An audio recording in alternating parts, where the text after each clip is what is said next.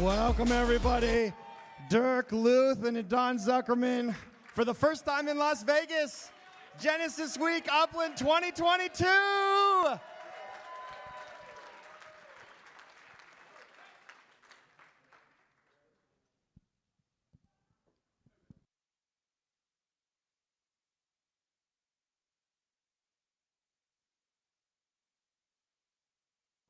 Hello? Hello, Genesis Week. Light it up, Upland. All Okay, right. hello. Okay, let's do some languages. Bonjour. ¿Cómo estás? Guten Tag. How do you say hello in Australian? Oh, yeah. All right, how about that Vegas release? Was it smooth? All right, how about a big round of applause to the team? Upland team, stand up. Yeah. Come on, Upland team, stand up. Stand You're up, not getting stand away up. with it, stand up. All right. I'm so happy that we can proceed with Plan A, and everything went smooth. Because Plan B would, if things turn south. Don't say it, don't say it. We had a herd of live llamas coming in and distracting everybody. So we're sticking to Plan A. Amazing. But I mean, Idan, like roughly 4 years ago, right, when we sat together in this coffee shop, right, I said, okay, what do we, it's crazy idea. Should we do it? Should we not do it? It's just incredible when we look at this, right? And we know that we have now, almost 250,000 landowners in Upland. I mean, we did not expect that, right? Oh no, and this is exciting. I'm excited. We've never seen this coming. I mean, 4 years ago we were 3 guys. All we had is like a pitch deck. That's it, and a vision. And just to see this thing materialize, this is incredible. So thank you guys. We so much appreciate it. Thank you, thank you. So we thought, why don't we share how we all got started, right, with this crazy idea? And, we called it, when we incorporated the company, we said Upland.me for Metaverse. But at that time, we were trying to avoid the word because we thought it's just, no one knows what a Metaverse is.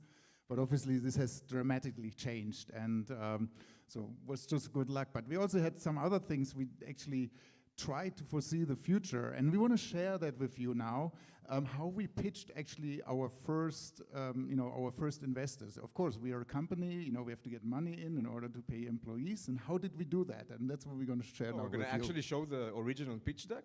Yeah, sure. Oh, wow. Okay. Amazing. Let's do it. Let's do it.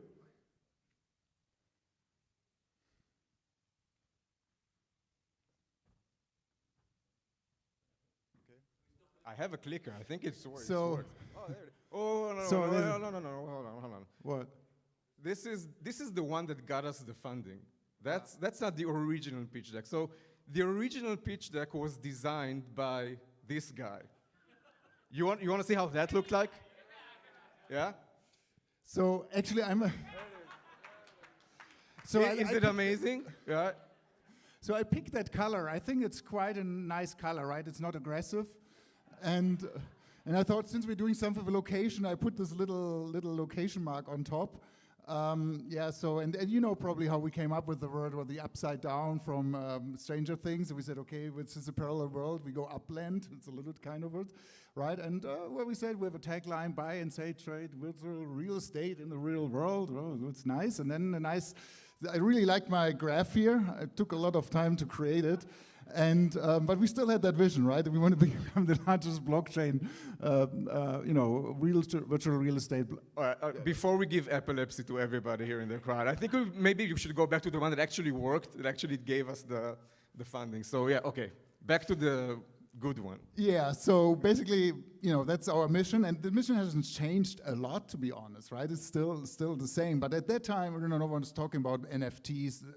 I mean, there was maybe a little bit CryptoKitties around and so on, and Metaverse and so on, so we were really focusing on blockchain. So then the next slide is, we said we actually referred to CryptoKitties. We had Decentraland, which was around in a certain way, right? We said, okay, everything blockchain creates new use cases, all that. And the next slide, we're going to go around it. But what we already said at that time is that Upland is a play and earn based on it. You probably heard all of play to earn right now, but I think still we're doing more play and earn in certain ways, so we do both, right? So we have seen that in a certain way. Then the next slide is, and that's the nice thing when you go out to investors or someone who wants to say, hey, what is Upland about? And when you say, hey, because everyone, who knows Monopoly here? Who played it? Who still played it in the last year? Just curious. Ah, see?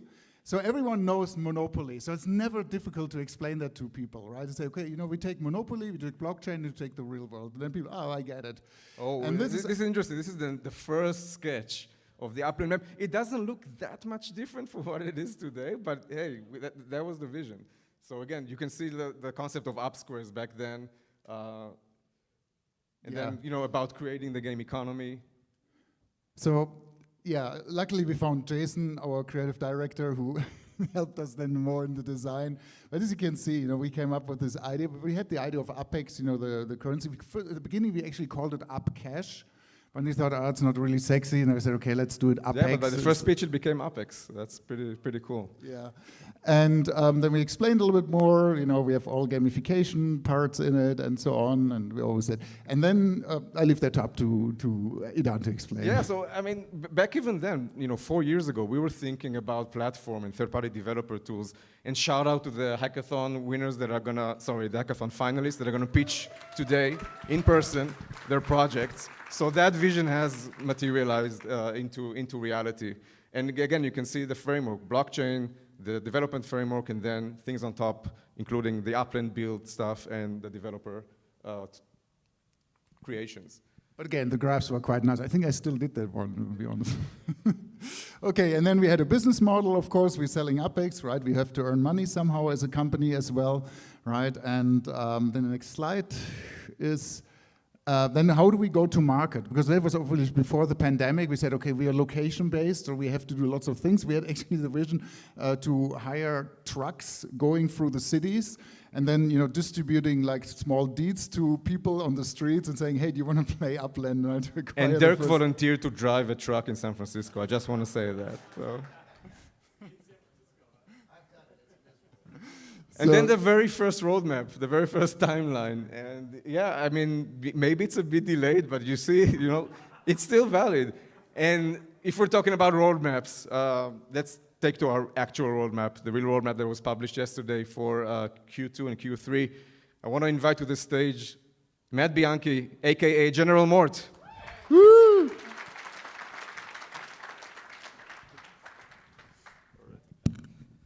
Thank you guys so much. I'm super excited. We are actually going to have a very special presentation of the roadmap today featuring many of our product managers who are actually working on the things that you guys are going to be playing in and experiencing in.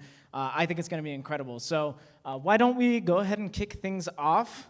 I am going to be bringing to the stage. Hold on, I'm pressing this button, but this is the first time I'm doing this. All right, there we go. Please welcome to the stage Jeremy Parker. He's going to be telling you guys about cars and transportation.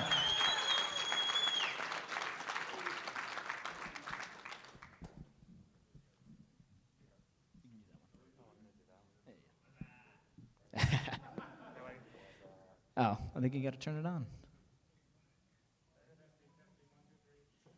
Guys, this is the first time we're doing this, so please bear with us. Wow. Can you guys hear me? Yes. Cool. What's up? Hi, I'm Jeremy Parker. I'm one of the product managers that's at Upland, and the thing that I've been working on for quite a while is cars. Super excited. We've actually just started manufacturing cars very, very recently. Let's just say today. Yeah. So if you were to go into and click on the actual manufacturing plant right now, you'd see right next to it our very first car. It's a Genesis car. The Genesis car is in Upland right now, is what you're telling us. It's just sitting there looking lonely. Looking, So, hey, beautiful is what you Yeah. meant to say, right? Yeah. beautiful and lonely. So we've been staking Spark into the manufacturing. By the way, this isn't working. I'm having to look behind me.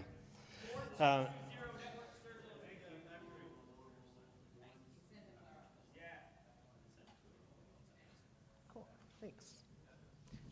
So we've been staking Spark into manufacturing. And if you were to go to the manufacturing plant, click the little pill button, you can actually see that production has started. So you can see all the cars that are currently in manufacturing in a queue format. So you'll be able to track exactly how many cars are available. And I'm going to take a step back. You can track how many cars are being produced at any given time. So that being said, we're doing a phased rollout. We're going to start with the Series 1. We have 6 different cars that we're going to be doing over time, but we're starting with the Series 1. And then we're going to be moving on to the Series V, which is our van, transport vehicle.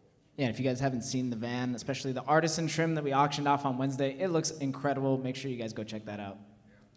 So purchasing vehicles, we're doing that also in a phased approach. So with stage 1, we're just doing car sales through the asset wallet.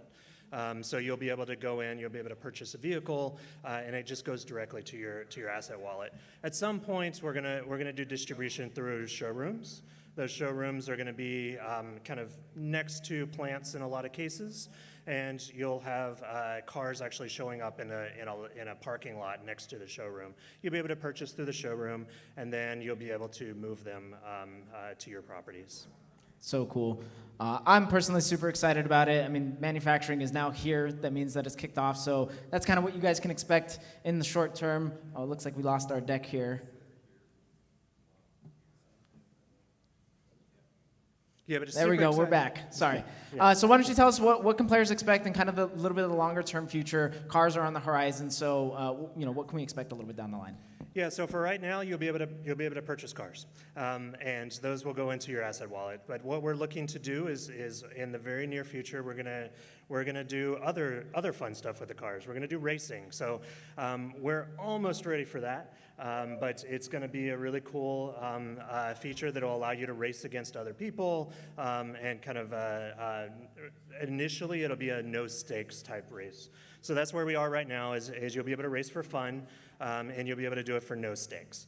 And then another thing to point out is all of these vehicles, they have stats. That's the thing that I find fascinating is like all of the different ways in which these stats can roll into your actual performance for racing and your performance from moving, for racing against other people. So we have vehicle stats, and those will inform your racing performance. And then really, we're looking for your input. So this is very much a beta. This is something that we want your input as a community. What's working, what's not, what you wish you could do, what you can do that you don't want to do, all that. We're looking for gathering that type of feedback.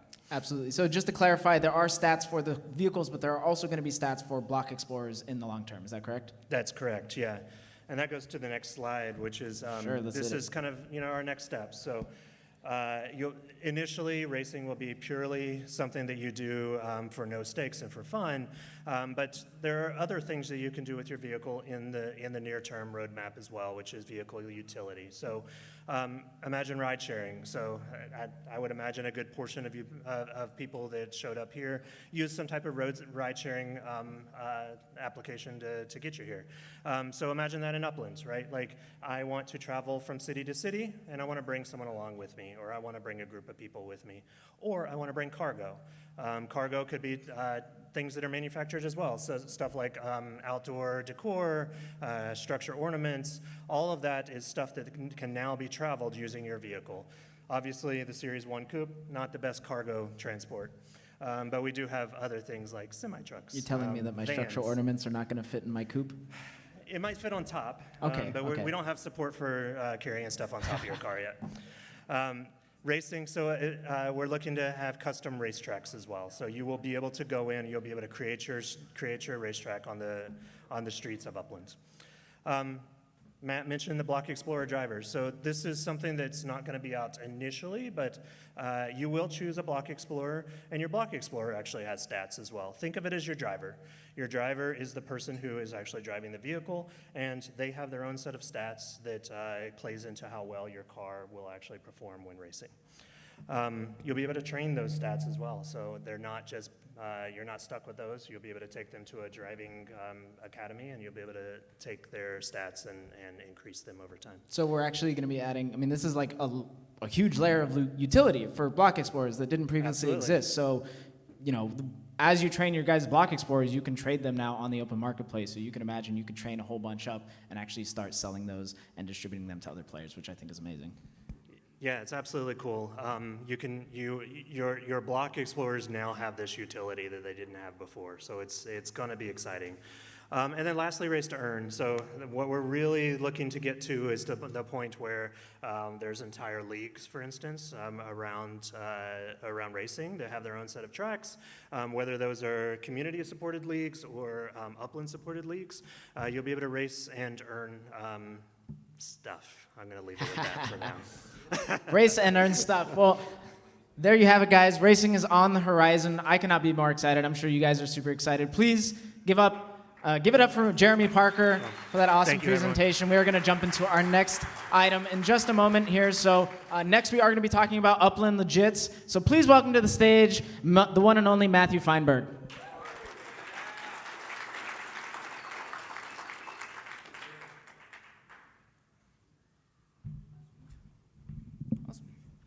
Thank you for that introduction. Absolutely, yeah. So Legits launched last year, and we've kind of been steadily evolving them ever since. So, you know, tell us, what is on the horizon for Legits? What's next? What can players get excited about? Yeah, so a couple pretty exciting announcements. So first off, my name is Matthew Feinberg. As you mentioned, I'm the product manager managing the Legits. Looking at the NFLPA Legits, which is the first brand partner we've been working with, right before the 2022 season rolls out, we're going to be launching a new collections feature.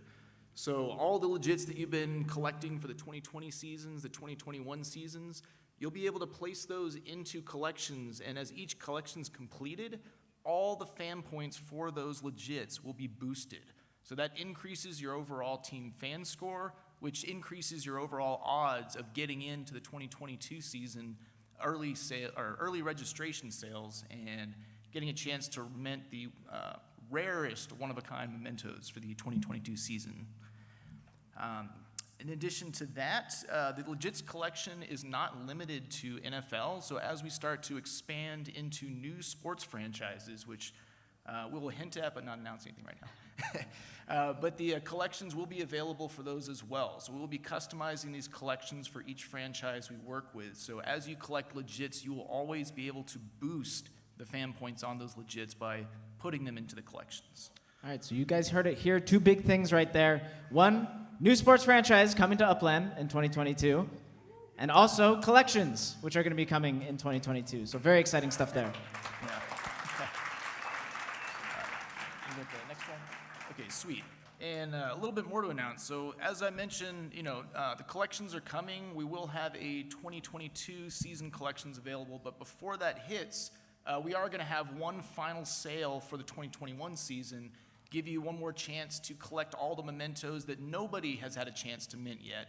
And those are from the first 13 games of the season. So since we already know the outcome of all those games, we are going to be packaging those in bundles, and they will be random drops. So you'll have a chance to load up on more 2021 season mementos before the collections come out, so you're better prepared. And for the previous seasons, we always encourage you to go check out the local Metaventures, specifically the NFLPA fan shops. Check out the secondary markets. You can load up on the 2020 essentials, and those will also help you with those collections. Also, prepping for the 2022 season, we're going to be introducing a new essential variant. So for those avid collectors, you always know that for mementos, you've got the home jerseys, the away jerseys, the essentials have those same stylings. But for the 2022 season, we're introducing a new one. So there'll now be a third essential variant art design. It's going to be a custom variant. So every time you go to the essentials shop, purchase the 2022 essentials, you have a small chance of actually getting that third art variant. So those will be an extremely rare drop, but those will be available as well. Yeah, and just to kind of close out, so we kind of hinted at it before, Legits are not limited to NFL. That's been our first brand partner. It's been an awesome collaboration. We've really enjoyed putting those out there. But we are actively looking to add new sports franchises, and I think not at this meeting, but in the very near future, we'll be announcing that. Yeah, we're going to have an announcement for you guys very soon. And I'm personally really excited about this because you're starting to see the possibility of legits beyond just NFLPA, which I think is going to be incredible. So there really is, legits are a suite of NFTs that can be applied in a whole different, bunch of different ways. And you guys are going to start to see the first musings of that in the near future. So guys, thank you all so much. Give it up for Matthew Feinberg. Next, I'd like to welcome to the stage Jennifer Solorio Perez. She's going to be telling you guys about two things, both Metaventures and community governance. So please give it up. Should I take this? Okay. Hi, everyone. I'm also product manager at Upland. I love seeing all the players that I actually work with. Some beta players here. It's great to meet everybody. So I will be talking about Metaventures first.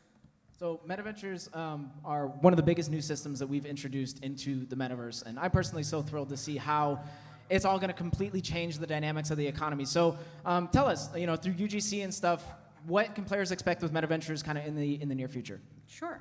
So just as you just heard Jeremy mention that now we have manufacturing. So yeah, we're excited. So this is actually going to pave the way for outdoor decor manufacturing. So you'll be manufacturing 3D items, right? And then so you can, after they're manufactured, you stake Spark to manufacture them in plants, manufacturing plants, and then they will later be sold in showrooms, similar to cars.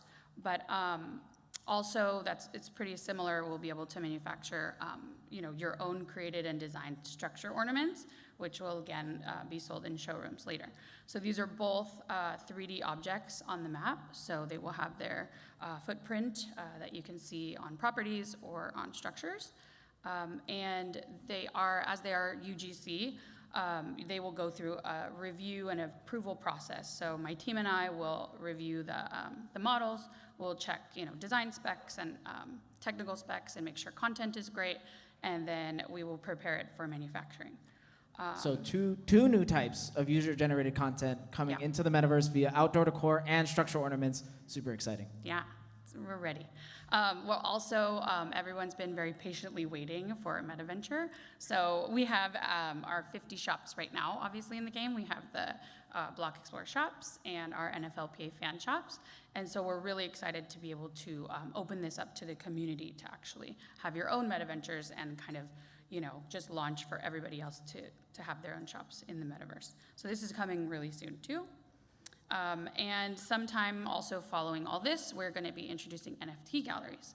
So this is dependent on the NFT portal. Right. So once that's ready, you will be able to start trading and selling your NFTs brought in from outside. So it's so exciting. The NFT Very portal, we're many going to talk a little bit more about it in a little while, but NFT galleries are going to serve as that secondary marketplace for anything that comes through that portal, so it's going to be awesome. yeah. We can now talk about community governance. Yeah, this is one of my personal favorites. I know you guys have been waiting a really long time for this, but we're basically getting ready to introduce the first governance mechanisms into the metaverse. So what are some of the early things that players are going to be able to expect on that side of things? So what people will start to be able to do is to designate a home address. So you have properties with a structure on it, and you can set it as your home address. And this will come with voting rights, so you will be able to vote on certain models in your neighborhood, then city, and even after models in Upland. So voting would mean that if you didn't want a certain type of structure to be built in your neighborhood and more, you could vote it out. And if a minimum threshold is met, then those can't be constructed. So there are other things. This is just a start to different resolutions that you could be voting on, but this is, so structures in your neighborhood are first. So it comes with voting rights if you set your address, and it also comes with, there's an example here, the profile picture. So when you set your address, you'll have your neighborhood showing, your city showing, and your block explorer. Yeah, so they're going to actually be able to download this out of Upland and go basically express their community love on social media and everywhere else. Super excited. Thank you. And then if you change your address, of course, you can your profile picture will also change. You can download that new one. It will come with some cooldown period if you change your address, but we're really excited to be able to offer this. Yeah, so players are pretty soon going to have a direct influence on kind of how the metaverse changes and grows over time, which I think is amazing. So I'm super excited about that. Yeah, we are ready. And lastly, so more for paths to UGC. So structure-related UGC, there are basically 3 pathways, right? So we will have, like I just talked about, so you're contributing models to your neighborhood or city, and then those will be voted on. You can also sell UGC, like outdoor decor items, structure ornaments, through Metaventures and through showrooms. And then also you have a chance to replicate the real world, right? So. Yeah, so we are really bringing in a lot of different ways that you guys are going to be able to have a direct impact on the overall look and feel of the metaverse, actually make it feel like a place that has culture and community, which I think is going to be really exciting. Yeah, it's going to be great. Anything else you want to share, Jennifer? No, I just want to say thank you all for being here. It's great to see you all and put names to faces. Awesome. Well, thank you guys. Thank you. Thank you. Give it up for Jennifer. All right, next we are also going to have another exciting point on the roadmap item. Please welcome to the stage Hoi Jin. He's going to be telling you guys about the NFT portal. Give it up.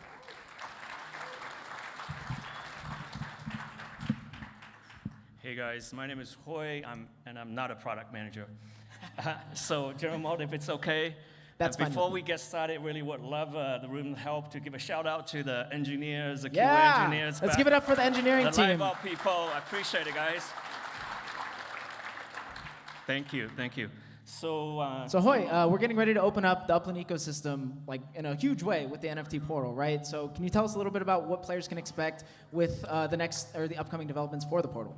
yes, so since I'm an engineer, you guys have to bear with me a lot of technical details. Anyway, I'm going to start with what we're building, number 1, and number 2 is the roadmap, like what the priorities are. And number 3, some of the utility and experiences I think can be built on top of that. And together, I think combine this also with the next slide that Martin is going to present for us, the third-party developer portal. I think that opens up quite a bit of possibilities for Upland as a platform. Yeah, it's going to be incredible. I mean, the NFT portal really is kind of blurring the lines and the digital borders in the metaverse. Yes, so without boring you with a whole lot of details of what's happening, so features, let's talk about what we're building. We're going to be building import and downloading and uploading of NFTs originated on other blockchains into Upland, and also Upland NFTs onto other blockchains. So, and also we're actually going to support reclaiming apparently on both directions. You can actually get your original NFT back if you want to. And yeah, so really what we're looking at is basically a two-way bridge where players are going to be able to port both their Upland native and non-native NFTs in and out of the ecosystem, correct? Exactly. That's amazing. Jamal. All right. We are really excited building this as well. And the top priority for now is definitely on Ethereum and downloads. Yeah, so we're going to be basically building support for Ethereum. So all of your Ethereum native NFTs are going to be able to be brought right into Upland. Definitely. All right. And in terms of the utilities and experience, I think Idan actually mentioned a couple of days ago, we took a pause on NFT gateway work because at about 2, 3, 4 months ago, we didn't really have all that experience and utility within Upland, even if we pull NFTs from other blockchains into Upland. But now we proudly say we do. In many ways, the third-party portal, you can actually having like a crypto kitty fighting bored ape, probably, develop a game, and also the Metaventures. Now you can have an NFT gallery and start selling the trading, and in a way, having those utilities and experiences. And also, I think more exciting is that all these NFTs imported and uploaded into Upland can really leveraging all the technology advances, all the new experience we created in the metaverse, like swapping bundle trades, the fractional ownership. These are like all pretty exciting. Just some examples. I think the community is probably going to help us create even more of those experiences that we envisioned. Absolutely. I can't wait to see the things that we don't know yet, and the things that people are going to bring using these features. I think it's going to be incredible. I mean, basically what we're saying, guys, here is that everybody's going to be able to leverage the Upland developer tools using assets outside of the ecosystem. So we're going to make it really easy for you guys to bring in stuff and start building right away. Yep. All right. All right, thank you, gentlemen. Well, thank you, Hoy, sorry. Please give it up for Hoy once again, guys. Next, we are going to bring to the stage Thank you. somebody whose name I'm going to butcher right now. But please welcome Martin Merkician, and he's going to be talking to you guys about third-party development. Give it up.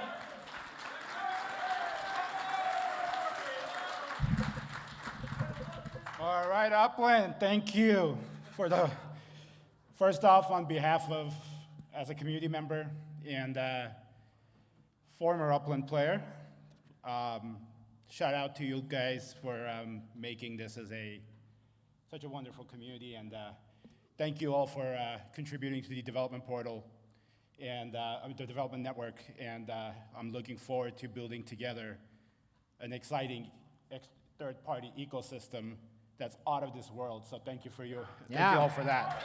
Appreciate it. Can't do it without you guys. All right, so Martin, today we're going to be hosting the finals for the hackathon, right? These guys got access to kind of an early version of the developer tools and have done some really cool things, but this is really just the beginning, right? So this is as beginning as it gets. It's only going to get better. Shout out to the hackathon finalists. Great. Yeah, give it up for the hackathon finalists, guys. But more so, shout out to everybody who participated, whether you were selected or not. Your input is very important to us. We value everything that came out of it, and we're striving to do better, and we're hoping to grow the hackathon, and extend it to a more global audience. So thank you all for participating. Yeah. Appreciate that. All right, so tell us a little bit about what the developer tools are going to enable. What sort of things are players going to be able to do? Yeah, so we have coming out of hackathon, definitely. First of all, we'll start off with the feedback. Please participate if you were part of the hackathon. We'll send you guys a feedback form. We'd love to get your feedback. Every feedback, whether it's negative or positive, is valuable to us. Get that to us so that we can, we can see what worked, what didn't, and improve for next year. In terms of the elements of the entire third-party ecosystem is to empower you, the Upland developer, the Upland community member, the user, to be able to create apps, third-party apps, empowered by Upland, but those apps could be will live outside, with powered by Upland in your own spaces, right?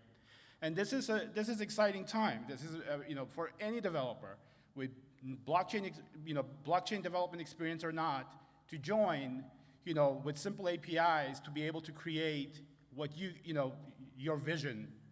And from that standpoint, the very first thing what we were working on coming out of hackathon is building that development portal so you can log in, provision your keys, deprovision your keys, get your API keys, and go to work, right? We want you to start build. So the front end aspects of the developer portal is on the way, is being built, and we're excited to see that.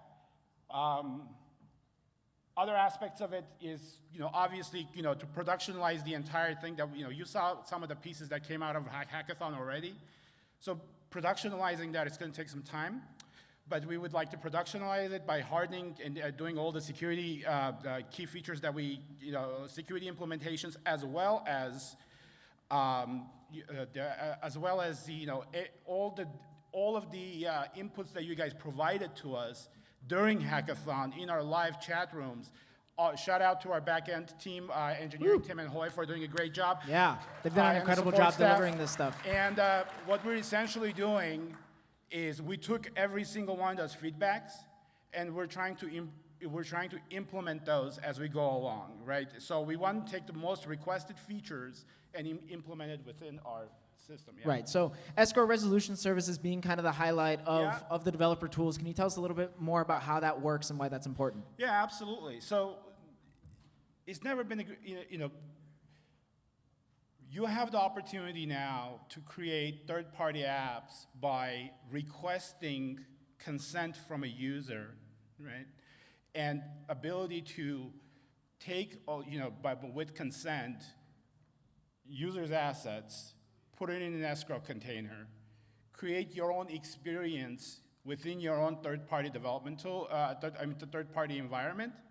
And once your experience comes to a conclusion, resolve against the escrow service, and take basically, it could be you're rewarding someone OpEx, or it could be something that you are, you're taking someone's NFT, or there's a variety of ways that escrow services could be used. So and we're doing this by empowering through, why escrow services? Let's talk about that for a second. Because we want to make sure that the user always has consents to their assets. So essentially what that means is, if you get users' consent, then that gives you, the developer, a world of choices of how you can interact with that asset. And we're trying to give you that, get you that experience. Right. So hackathon was a classic example of that. Yeah, exactly. So in the hackathon, we saw a lot of people take assets and actually do things that were not originally intended with them, which I think is what makes this so interesting. So basically what we're saying here, guys, is you'll be able to approve the use of your assets in third-party tools. So this could be exchanges, games, really anything that your mind can imagine. It's going to be incredible. That's right. So going after that. Thank you, guys. We do want to, full API documentation in the works. We will extend the API under the development portal, and there will be full-on documentation online, readily available for you guys, so that there is no guesswork in for you guys what APIs to use, what to do with it, right? So we want to take that and make sure that it's readily available. It's been something that's been asked for a long time, and it's time to deliver. So absolutely. See that. And there's going to be a sandbox environment that's going to be ready for you guys in the future. It's going to be incredible. You guys are going to be able to test your apps and start developing right away. Sandbox environment, testnet, guys. So it's coming. If you're a UDN developer approved, you will have a testnet to play with. So that's also exciting for us. Yeah. So come apply to the UDN. You guys can apply to the Upland Developers Network on the Upland website. If you go to upland.me/community directory. Anything else, Martin? Well, thank you for being here. And again, sign up to UDN. If you know developers, bring them on board. Let's do it. Let's awesome. build Give it up for Martin, guys. Upland ecosystem. Thank you all. Huge shout out and thank you to all of our product managers for coming up and presenting today. I think that's a really special thing for us to do, to let them kind of give their perspective, how they're looking at things. So that kind of does it for our presentation portion, but now it's time for the fun stuff. I'd like to bring everybody back up on stage, and we're going to start taking questions. You guys are going to get to ask us anything that you want.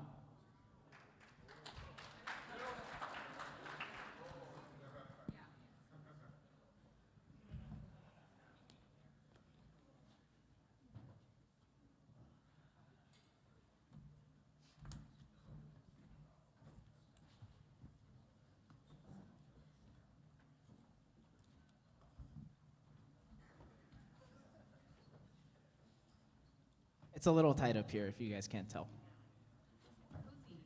It's cozy, yeah. All right. Yeah, anybody want to come hang out? Martin's coming up.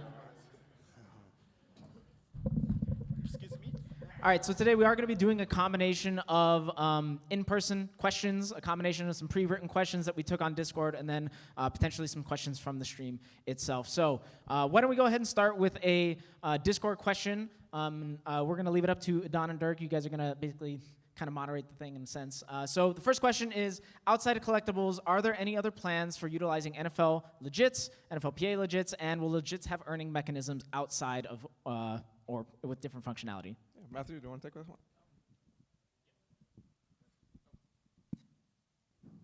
Should work. Okay, cool. Yeah, so there's a lot of utility that we're looking at for not only NFLPA legits, but like I said, legits in general. So we talked about collections being the first big one to roll out. I think we can talk about some stuff on the future roadmap, just not in detail, right? Okay, so yeah, we have a lot of other ideas as well.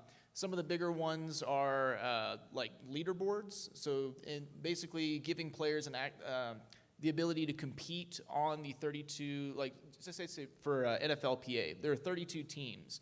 So imagine you have the most fan points of anyone for the Dallas Cowboys, right? I'm from Texas, I gotta go for them. But yeah, so if you're at the top of the leaderboard, we would actually reward at the end of the season the top 3 positions with exclusive NFTs, which would be announced each season. So it gives people some competition, some ability to play across multiple teams, and even if one person just has more NFL fan points for Dallas Cowboys than anyone can ever possibly collect, there are 31 other teams to compete for. And likely there will be a second and third position to compete in that tier as well. We've also talked about Replica Maker, which is in the works, which would basically allow you to take some of your more common essentials and actually merge them into a replica, which would help you in a number of ways. Replicas are basically mimicking one-of-a-kind mementos. So those can be game balls, those can be jerseys and caps, and although the replicas are more common than the actual mementos, they will also help you complete collections where you have to have either a memento or a replica. And they'll also help you boost your overall fan points, which, like we talked about earlier, will increase your fan scores, get you into the exclusive early sales, as well as put you at the top of the leaderboards. So that's some of the upcoming functionality. Like I said, we didn't announce that too much here because it's probably a little past Q3. However, those features are coming, and we are working on additional ones as well, but I think I'll just leave it at that for now. Thanks so much, Matthew. So you guys heard it. Lots of different stuff coming for NFLPA Legits. It's going to be super exciting. Why don't we go to an in-person question? We got X1 the Gamer, boots on the ground. Everybody wave to David. David's looking around. Who wants to ask a question? I think as I saw you had your hand raised first. Why don't you introduce yourself, your Upland username, and then your question. My name is Jess, just etc. I'm brand new to the whole Upland game, even though Happy MFR has introduced me to it about a year ago. I just now made pro level. I'm assuming that means Oh, congrats. something.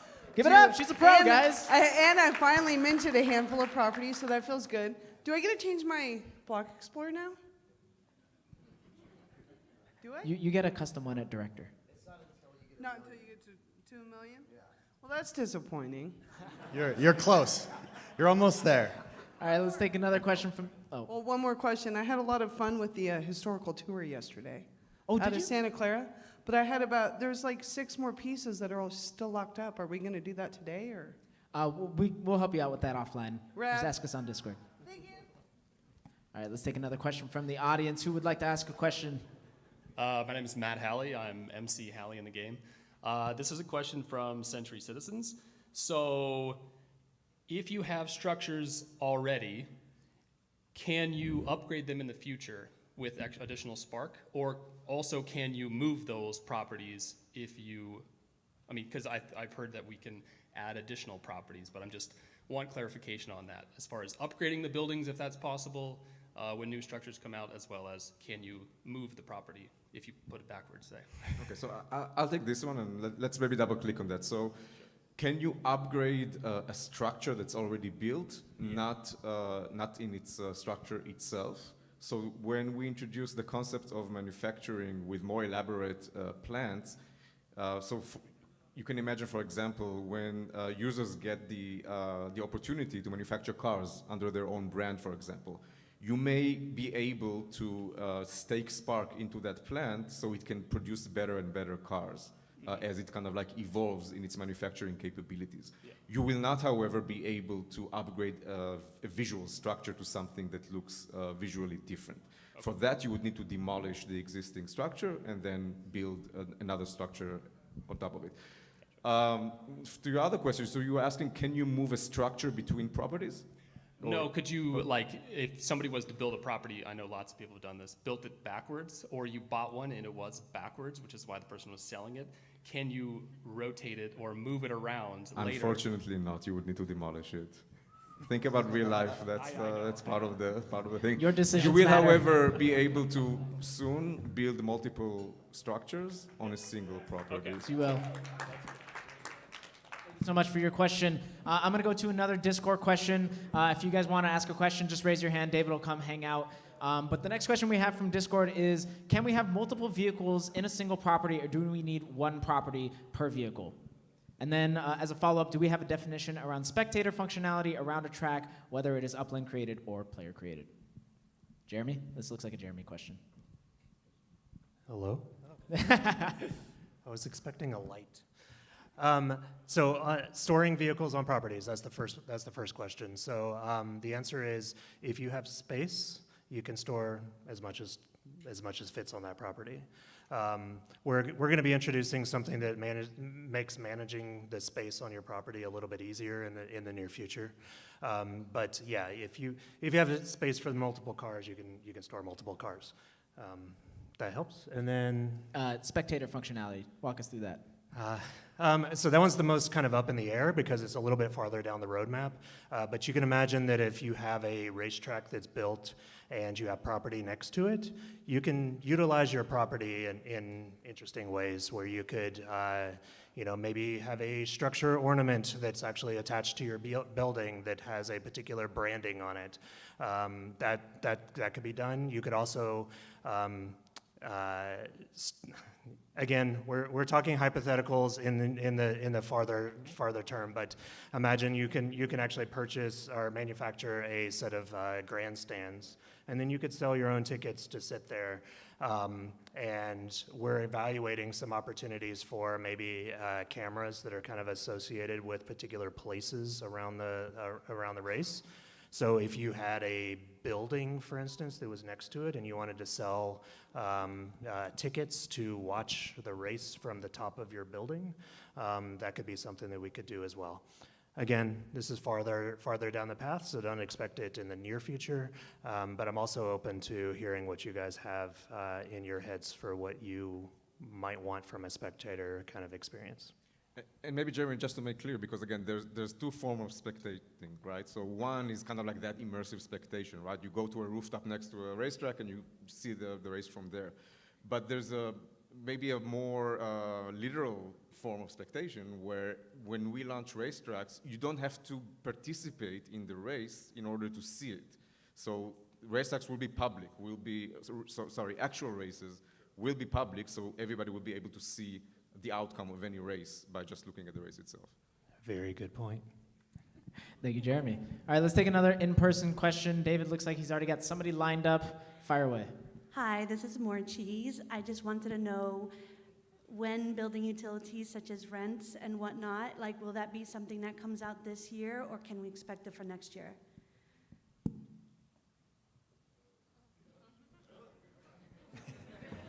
Jennifer, do you want to start, and then we'll take it from there? You guys can, you guys will riff. More Cheese, do you mind repeating the question? Oh. No. That's my question. I was wondering, building utilities such as rents, so people can stay and pay you rent and whatnot. Would that be something that comes out this year, or can we expect it for next year? Definitely, there's, we didn't talk about it in the, Q2, Q3, it is further out. I don't know if we actually have this planned by end of 2022, but I would love for Idan to surprise us.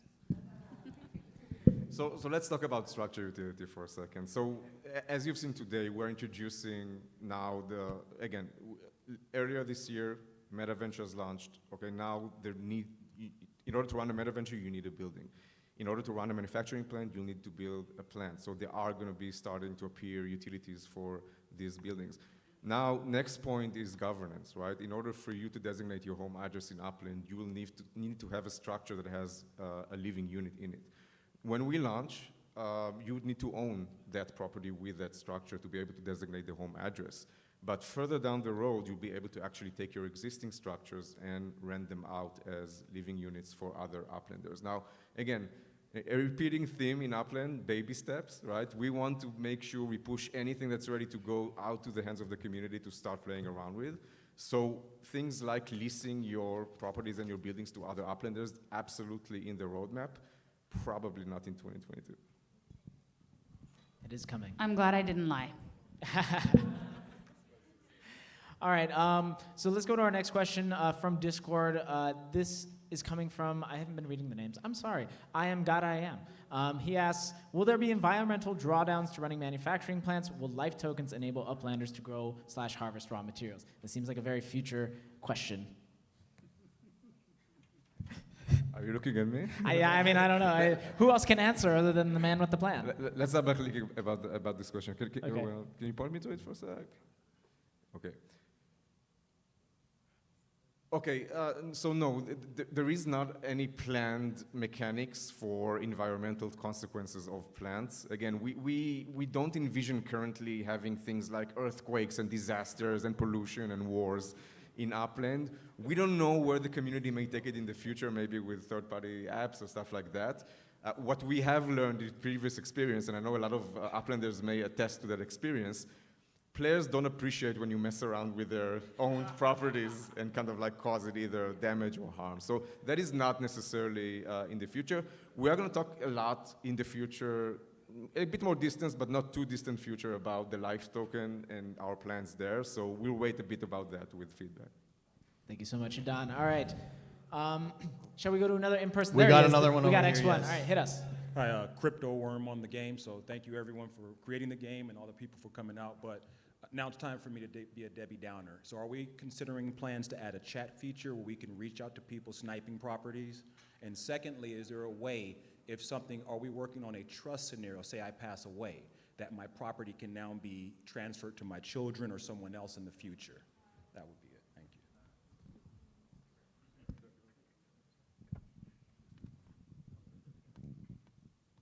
So I think the first question was about sniping properties, right? So so when I heard that correctly. So it was really about a chat feature. Will we be able to communicate with So other? I'm sorry. Yeah. So yeah, first of all, we have a data team, right, to watch out for things, right, and we're hiring constantly. We're observing, how things, what is happening. So I mean, that's some kind of a manual process, but some of the stuff is getting automated as well. So that's the first thing. In terms of chat, yeah, that's one of the most important things. So when we say play, earn, connect, right, where we kind of weak, right? Right now we have not a lot developed on the connect side, right? It's basically everything's happening in Discord. And when you think about it, just curious question, is everyone to raise hand here in Discord? Yeah? Yeah. Because when you think, when we have 250,000 landowners, but we have only roughly 80, 90,000 right now in Discord, so actually 2/3 of Uplanders are not in Discord, so we're aware of that. So we have to build out the chat feature so we can really do something directly. But the way it's going to work, so we have various concepts. We always mention cafes, right? So, and there will be some kind of control by the owners of cafes, what kind of conversations there will be. They own the conversations, right? And there might be some conversations just around legits, right? Or around other NFTs in Upland, right? So we have a few concepts. Hopefully can roll it out, in the next few months. So nothing concrete at this point. Yeah, but it's important we see that. And the third part of the question was? As far as trusting property, so I know, like, as humans, we pass on, and so are there ways for us to trust those to our heirs? Absolutely. So we have, I think we mentioned it in one of our AMAs like a year ago, right? So that we have to have something, because obviously you as the owner, you have to authorize it, right? Because we cannot say, unfortunately this person has passed away, and then because we can take away things from people. So you have to pre-authorize it, right? And we have to build that in so you can inherit it, right? But there has to be some kind of cooldowns and all these kind of things. Otherwise, people try to, abuse the system, right? We have to be careful about that as well. Thank you. Thank you, Dirk. All right, let's go to our next question. We'll go back to Discord for this one. Oh God, Mitringno? All right, names are hard, guys. You guys have hard names. As a future Metaventure owner, Block Explorer shop, I would like to ask you if you could say a couple words regarding BE utility in the future. Will special mints, first splitter, closer have any sort of advantage, or are they just kind of the sake of collecting? I can take this one, or no, Idan? Yeah, you can start, Jennifer. No. Okay, so as Jeremy mentioned a little bit earlier, there will be utility in regards to racing with block explorers, but at the moment we don't have a special mint utility planned for any special mints, splitter mints. They all are sold at Yeah, maybe just to double click there, when you look at the NFTs, we have special taglines for different mint numbers, but these are just what they are. They are just taglines, injecting that maybe extra specialness into certain mints. So we have the first mint, we have the splitter, we have the closer. Those are basically just visuals and nothing more. Thank you guys so much. All right, let's go to maybe another in-person. David's already got somebody lined up in the back. Fire away. Hi, my name is Anil Francis. Game name is Anil Francis 1. Two questions. One is there a way to cash out your UPEX? Like I know through PayPal it's possible, but in future you guys have like, if I want to cash out my UPEX right now, is there a way that I can cash it out? And second question is, I'm from San Jose, and do you guys have any plans to launch San Jose pretty soon?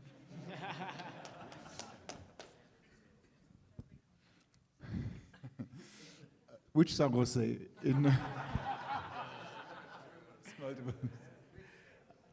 San Jose, California.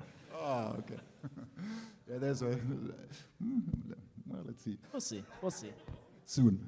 TM. Okay. I often get San Jose and Santa Clara confused. So I talk about San Jose all the time, and it's not out yet. Sorry. In my head, it might be. Yeah, in terms of the famous UPEX question, right? So this, I want to just elaborate again.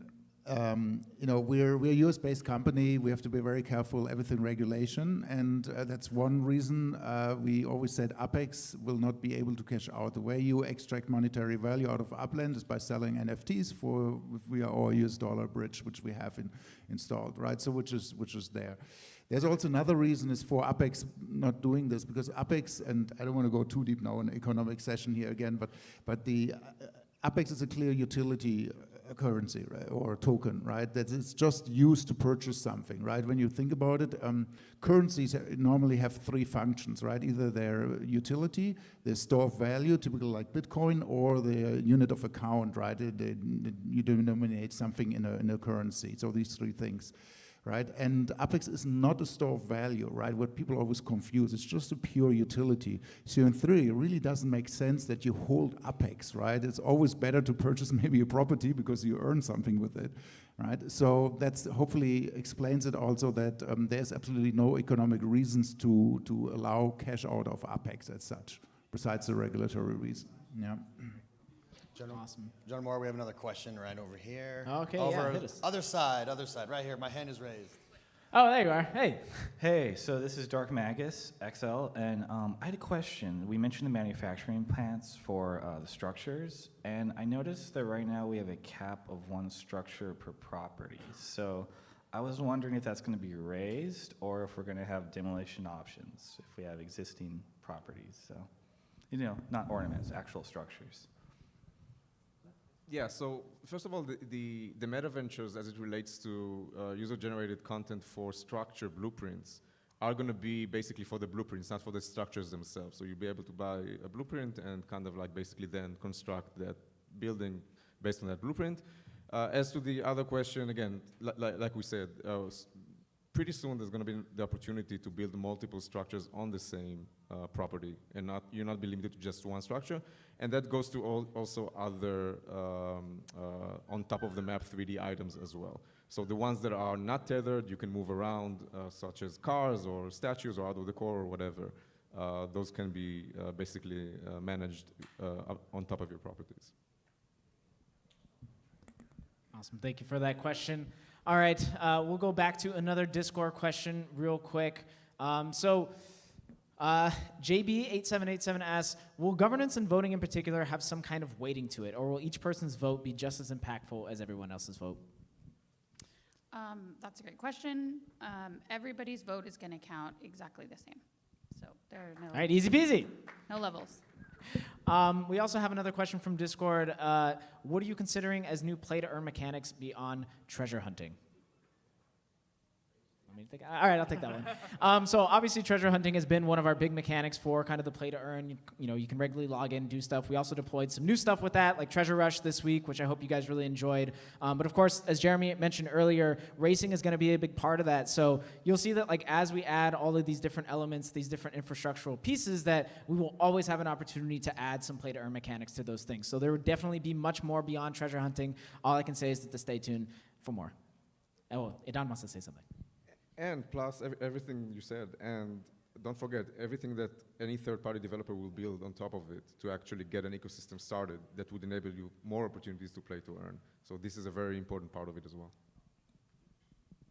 All right, let's go back to the audience. X1, hit us. First of all, ladies and gentlemen, thank you all for coming. This is TM, now the second largest property holder. Thank you, Abdullah. No, I got knocked down a peg by Abdullah, but it happens. So my question's a two-part question. It should be kind of interesting.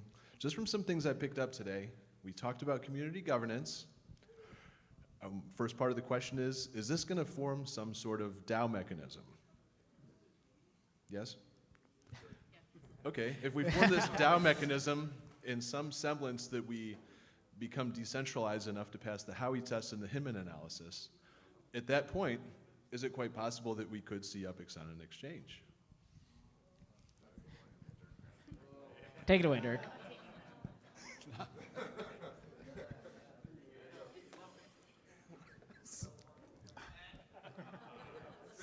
It's a hard one. So,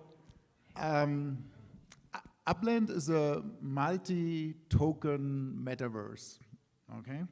So right now we have UPX, we have Spark.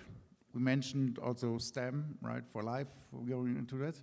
We still clearly also other tokens in the future coming up, right? And one of the reasons also, you know, again, with UPX is, besides regulatory reasons, also we shielded you guys off of all the downsides right now, which has happened in the crypto space, right?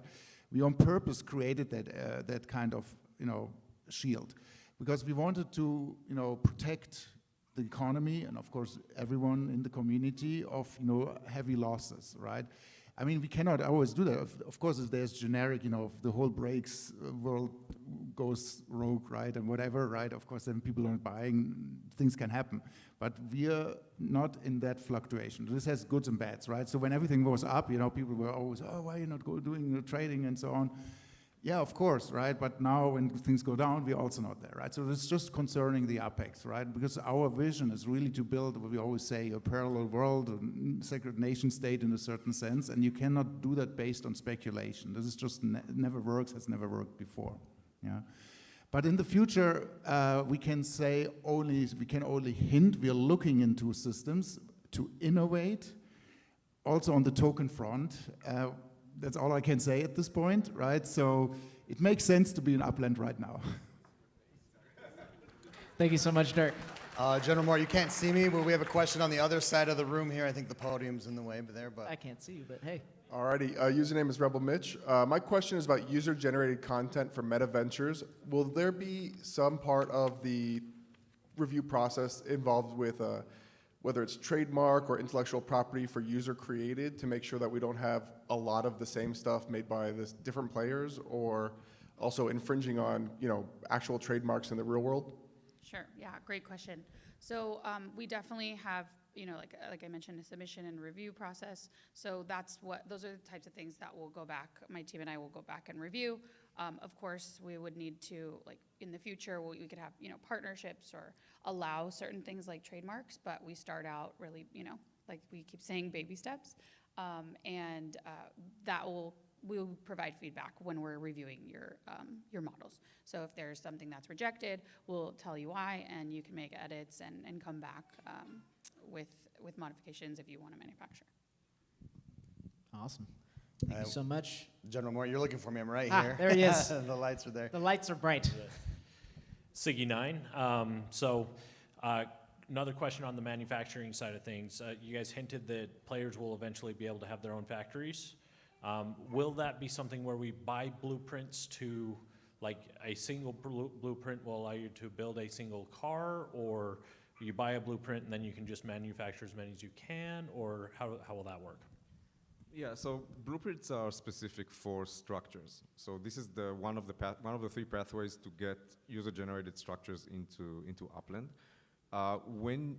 Eventually, when players will be able to manufacture cars, for example, they will need to come up with their own designs, and they will need to be held to some sort of a standard, right? So there have to be, first of all, original design. There have to be at the minimum level of fidelity with different kind of like level of detail models.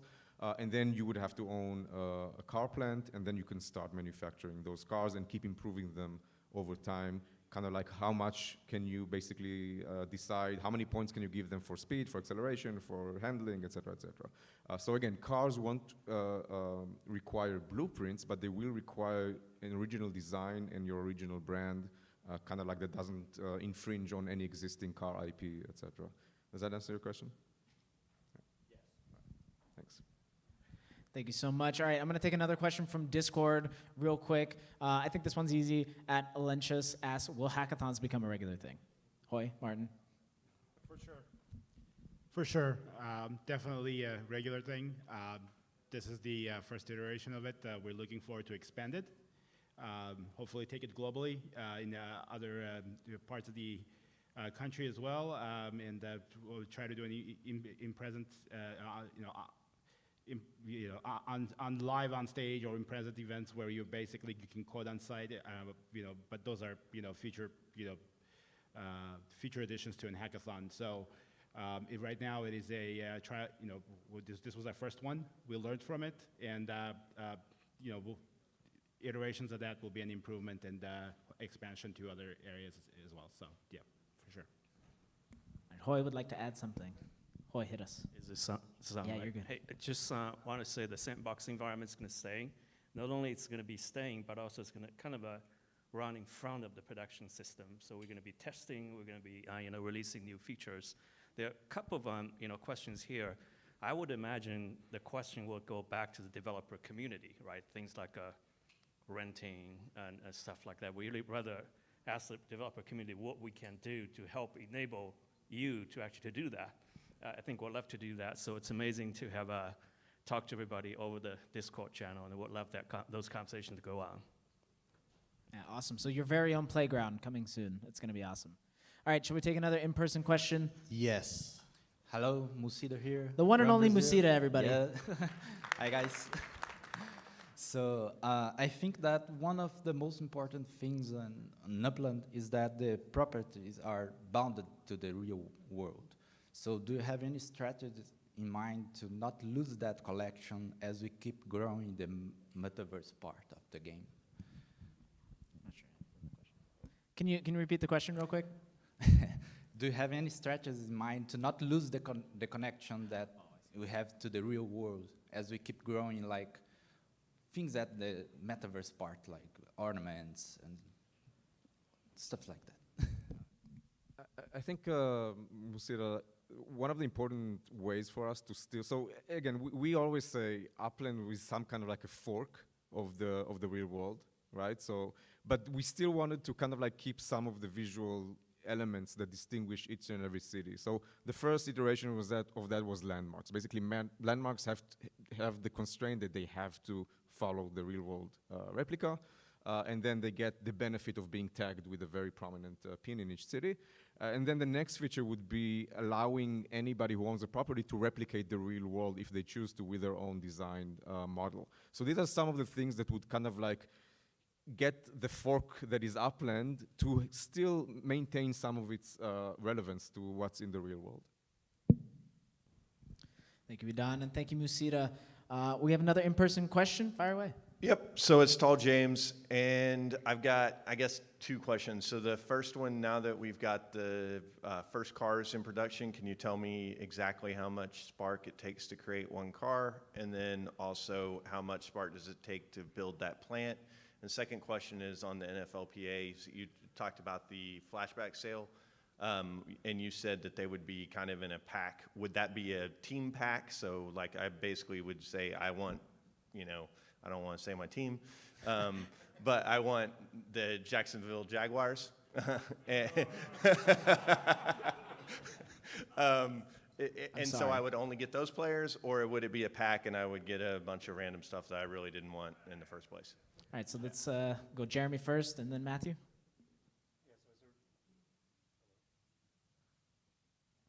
Hi. So the spark that is required for a particular car, it actually comes down to the type of car. So every type of car requires a different amount of spark. I don't, off the top of my head, remember exactly the amount of spark for each type of car, unfortunately. But yeah, it comes down to the type of car that you're creating. There was something about a manufacturing plant. It was How much spark to craft the manufacturing plant? I don't remember that either. We'll have more details for you guys, of course. Yeah, we're going to publicize There's all of entire it. spreadsheets full of these numbers. Yeah. So, right, and then Matthew? there was- oh, there was yours. Yeah. Yeah, and just so talking about the flashback sale for the first 13 games, those are going to be random drops. So you won't know the team, you won't know the player. However, we are going to organize the packs such that the higher value pack will have at least, 3 fire stats. So as we release the new collections, and some of those collections require there to be a minimum of 3 fire stats in order to be able to place those legits into the collection. There'll be a pack where you're guaranteed to get those stats. We don't guarantee the tier, so it could be the worst player having a really awesome game, or it could be, a tier 1 player having, an amazing game, or even, a decent game. And then the other packs will be a little more affordable. Those will be 2-player fire stats. So basically, we're saying since the first 13 games have already played out, we already know the winners, the losers, how players generally performed. We're taking out most of the low value ones and keeping it to the 2 fire stats and then 3 or more. So in those 3 fire stat packs, you do have a chance of getting a tier 1 5 fire stats item as a random drop. That's awesome. So basically, the minimum will be 3 for that max pack, right? For that top level. Awesome. Yes. Very cool. Thank you so much for your question. I'm going to go One back other, to... sorry, Oh, one yeah, other yeah. addendum Yes. to my answer. An Jennifer addendum. brought it up, and I think it's a really good point. So throwing out random numbers here, let's just say something cost 100 Spark. Obviously, if you don't have 100 Spark, you don't need that in order to create the vehicle. You can stake less than the total amount. It just takes longer to create. If we're dealing with clarification, so when we price things, it's not in Spark, it's in Spark hours. So it's basically the time you need to produce. Thank you, guys. I'm going to take another couple questions from Discord. Dr. TID asks, what should terminal owners / operators expect moving forward, and how will Upland facilitate communications directly with this critical sector of the Upland economy? Who wants to take this one? I need to understand what it means, facilitate communications. I don't know that part, but I think Yeah, so terminals, everybody's probably familiar with the utility for terminals. One thing that we haven't yet announced are the mechanics of how you can develop the terminals into build structures that are terminals that can run actually businesses. So this is something that we still need to work through the details of how basically terminal owners can cooperate to create the terminal structure. Beyond that, yes, the utility is obvious. These are going to be the hubs when you need to travel via air travel. So now we also have domestic and international terminals as well. That will be that. And then we've said about, again, at the end of the day, the grand goal is for these terminals to participate, right, in the fees that players pay for travel. Because if you think a bit into the more distant future, imagine public transportation is now fully kind of operated by players, and now you have airlines, for example, right? The thought was always that these airlines would need to some kind of negotiate a fee with those terminal owners to enable to operate from within those terminals. Now, this is a more distant future, which we have discussed in the past, but we are going to try to get to a point where we at least simulate it down the road. But again, terminals, at the end of the day, they are a junction, basically a focal point where Uplanders congest into for the purpose of travel. And I think that also creates a lot of opportunities to incorporate Metaventures into them as well, just by getting that. I mean, Web 1 used eyeballs? I don't know, what do we call it in the Metaverse? Whatever, walk-ins or whatever, yeah. So yeah, we see a lot of cool stuff coming up with terminals. Very cool. So this next question, I think, is for Dirk. What was the rationale about the earnings cut, and what will be the future mechanics to raise or lower those earnings? One that I'm sure you guys are all asking. So should we cut the earnings more a little bit?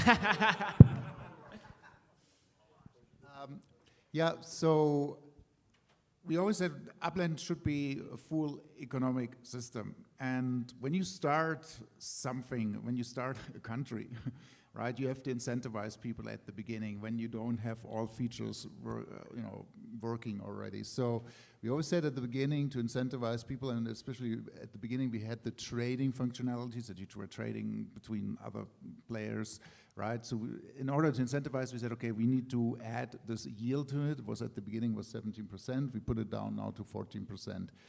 Our long-term view is that the interactions between the players, or how you say it as an economist, velocity in a system increases. And then we will have the chance also to maybe even reduce further the yield, because what we want is interactions between the players, not just free money, because that does not incentivize activities. Yeah. Now you'd say, oh, well, that's bad actually, but the thing is, you will probably be able to make more or earn more money, with being active in Upland by just earning passive income. So, however, I want to say we always said that we would reduce it, but it does not mean that we will reduce it, to zero one day. It could also one day go up again. At the end of the day, the yield is for us a part of our, let's say, so-called monetary policy. Yeah? What we also see, because right now we're, as you know, as operators, we are very much still a lot in control of things. But we clearly see, and we're doing this right now with the, with the voting mechanics we're introducing.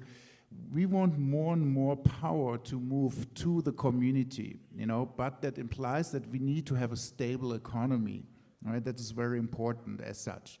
But we also see a future where not we as Upland operators decide over the yield anymore. We see also a future where the community decides over itself. But of course, we have to make clear what the consequences are, or people have to explain what they are. But that's how it's going to be. But for now, I tend to say, right now 14% is a good number. We have our mathematical models. We're observing things, and I think right now we did the right thing to do to reduce it a little bit. Awesome, thank you, Dirk. The next question is from Dark Bloom, and I'll take this one. I think it's pretty straightforward. Will the scheduling of events of Upland eventually consider the participation of every time zone in the real world? Yeah, we want to make all you guys happy and make sure that everybody gets to have fun, but we also have a team that has real world lives and real world time zones. So we do have to operate around that. But of course, as the team expands more globally, we are going to have much more support for those sorts of things, so you guys can absolutely expect that in the future. All right, do we have any more in-person questions? We do. Another question from this right, side of the thing. Then we'll work our way over there. Hey guys, this is Sergeant Loco. I got a question in regards to the properties. It's going to be a way in the future that we can merge two properties like next to each other, because sometimes some properties they're too small to build. So kind of like in the real world, about two properties, I might be able to build a bigger house there. Or vice versa, if I have a big property, can I split it in half and just sell half of the property and keep the other half? Yeah, and this has been a popular question throughout the years of Upland. And whereas we don't necessarily see why not to have this functionality available. So again, there are similar examples in the real world where you take properties and you build, even though they're two separate addresses, you merge them and you create a bigger property. And I think at some point it even showed up as kind of like a longer item on our roadmap. But again, this is not something on our immediate roadmap, so we don't expect to see that in the foreseeable horizon. And that's why my suggestion is not to count on that for short-term planning, but maybe more of a strategical outcome in the future. There is no reason why that shouldn't become available for you to do. General Moore, I know we're running close on time here. I'm on the other side of the room now. Approximately how many questions do we have left? Let's take, why don't we do 3 more? 3 more, perfect. Hey, By Cardano here. I came all the way from Maine for my 3 daughters. You may have seen my icon. That's them right there. Got a question about navigation. Since you're launching cars, I want to be able to click on a city and go there. I hate having to think about it. Come on, I'd love to be able to talk to it. Navigate to Las Vegas, right? Why is it so hard? I'm not sure I understand the question. Oh, I see. So we want to be beamed. Is that correct? I want you to be able to, when I click on something, suggest a route, and then let me click yes. So I think in general, first of all, yes, absolutely everything should be made easier in the Upland metaverse, and everything that we make easier requires resources and development. And we are trying to do it, again, step by step. And while it is an amazing idea, and again, if you talk about traveling with cars, for example, you know, it's not going to be straightforward as just go to New York or whatever, because you have to, for example, choose the property you land on, because car has to exist on a property. So the sequence will be, okay, I get to my car, I basically say, okay, I want to travel from San Francisco to Los Angeles, and then it will show you, okay, please choose one of your properties in LA to land on to enable the travel, and then you go, and then you see the sequence of the car traveling. So yeah, can it be made always better? Yes, absolutely. And so does, you know, a lot of other features in Upland as well. Yes, Upland is a baby, right?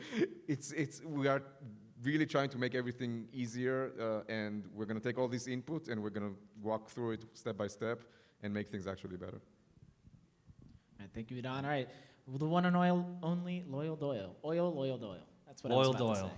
Yeah. Loyal Doyle himself, everybody. What's up? I wanted to ask about landmarks. Landmarks, to me, are one of the most exciting parts of Upland.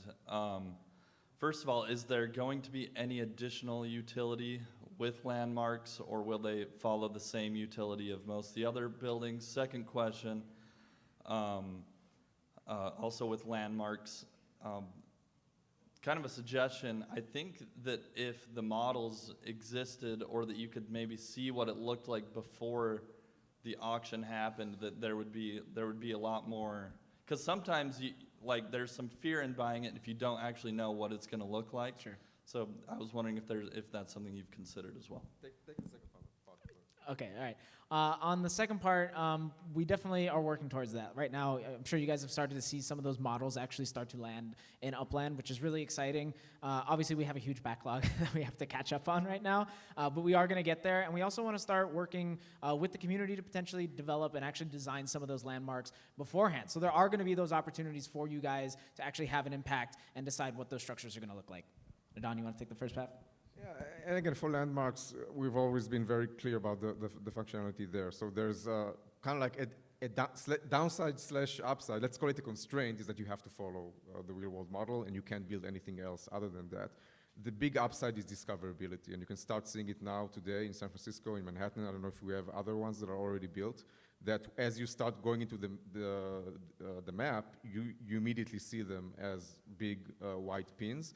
So discoverability and basically the iconicism, or if that's a word even, that's the value of the landmarks. And then with those buildings, you can have any other utility you would have as other buildings as well.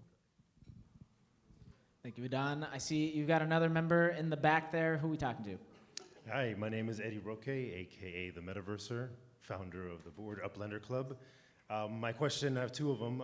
First is, as we're onboarding real-world businesses and brands, will I have a function or a form to fill out where I'm not tripping over TOS, where I can teach them how to, play the game, start a Metaventure or stuff like that, and not be, say, multi-accounting.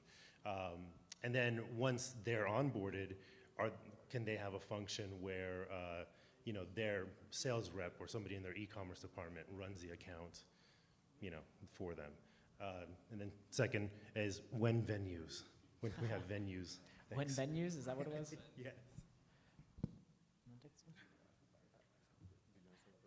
Can you kind of repeat the question a little bit? Yeah, so Consolidate. The first one is there a form that I could use where I'm not multi-accounting? Let's say this would be, I guess, an Upland Bureau question, Gotcha. where I'm not multi-accounting or tripping over TOS because I'm teaching somebody else how to play the game. And then when they have, let's say, are onboarded a company, they have sales reps or an e-commerce rep that runs their account. I see. I mean, I think definitely that will be something we're going to consider. I mean, we already kind of doing some of that with the NFLPA. You guys have seen like the Upland Bureau account and the Metaverse Motors account. So yeah, we'll definitely explore ways that we can introduce kind of those opportunities for the players as well.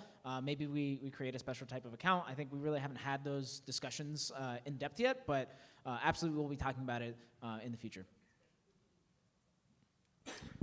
Do we have any more? Oh, I thought that was our third question. Oh, Matt. that's right. That's right. All right. There was one more I did want to ask from Discord that I missed. This one was from Ice Lord, and this one's for Jeremy. Will we be able to move cars virtually around? Can we use them during treasure hunting, or will they only be during racing and moving city to city? Initially, the plan is to use them for racing and city-to-city travel. If you have ideas around something to add in addition to that, I'm all ears. But the near term is for intercity travel and racing. Awesome, thank you. And guys, if you do have suggestions, feedback, other questions you want to ask us, you can head over to our feedback board. It's called Nolt. Is it uplandfeedback.nolt.io? It is. It's at the bottom of the webpage, upland.me. It's on the, just head to the webpage, website. hit feedback. Yeah, there's a button that says feedback. You guys can go there, submit your suggestions, talk about it with each other. But that just about does us for our questions today. Thank you guys all so much for being here. This is so cool. Such an amazing experience for all of us. We are going to be doing lunch pretty soon, and then we're going to get into the hackathon pitches, which I think is going to be super exciting. And then, of course, tonight we party, and it's going to be amazing. So thank you guys all once again. That does us for the roadmap panel. We will be back shortly.